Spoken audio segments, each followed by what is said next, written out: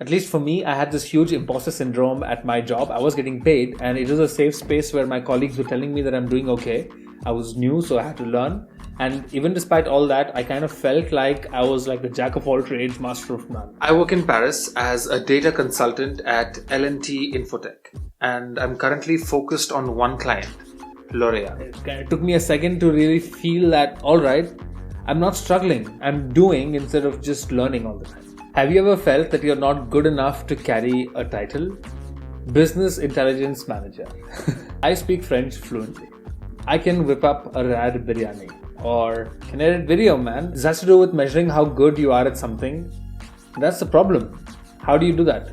See, at work, I bridge the gap between a team of engineers and the business. The business knows like the back of their hand the operations of their business, and the engineers know in and out the systems that they're working with. So I'm kind of relaying like a waiter between these two teams, picking up the need from the business side, relaying it to the engineering team who are experts in their field of the IT solutions. Back to the business, does this solution work? Do you need some more changes? And then going back into it, does anyone even need me in this? Can't they just speak with themselves? And at a point, I kind of felt like I'll never learn this. I can never predict which IT tool can fit into this before speaking to the IT team, and vice versa. Accepting with the IT team on the business's behalf, saying that, alright, this is acceptable. Kind of felt that I never will know. Even when I was working at a sandwich bar in Lille, here in France, all the ingredients were in French and multiple people spoke to me at the same time. And I had to filter out and listen to the one that was directed to me while I'm doing something with my hand. I tried really hard and I kept failing at it over and over again. I remember having a meeting with my manager who said, Josh, you're consistently cashing out less than the system says you should, so you should pay attention to the money you're receiving and what the client is really saying. We're having complaints and we don't want to have these. It's on you. I kind of remember feeling useless, like this is supposed to be an easy task and I'm not good at this.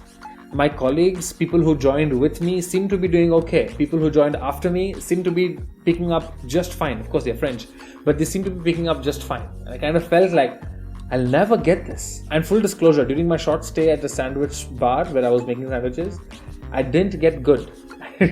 I started bad and I left not that great. I see the contrast between how bad I was at that and another skill that I'm good at, like combing my hair or making a biryani. I like my biryani. Or riding a motorbike, you know. I'm fairly confident, even riding a motorbike here in France maybe, the speeds are higher. But in an empty road, I'm fairly confident. I don't need to worry so much before getting on a motorbike. With the motorbike thing, I can bend into weightlessness. And I'll explain what I mean by that, but I can do that. When you lean your bike into a turn, you feel a slight sense of weightlessness, and that happens because the centrifugal force pulling you into the center cancels out with one component of your weight, and you feel this slight sense of weightlessness. A motorist will tell you this. You can feel this grip on the seat. This is why for NASCAR cars, which are not as low as Formula cars, the roads are banked so as to avoid the dependence on the friction between the tires and the tarmac. Even without knowing the science behind this, as a motorist, you kind of know the grip that you have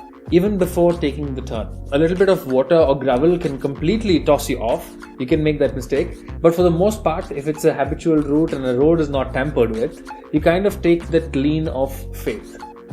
Not a leap of faith, a lean of faith. And this happens to me today with French as well.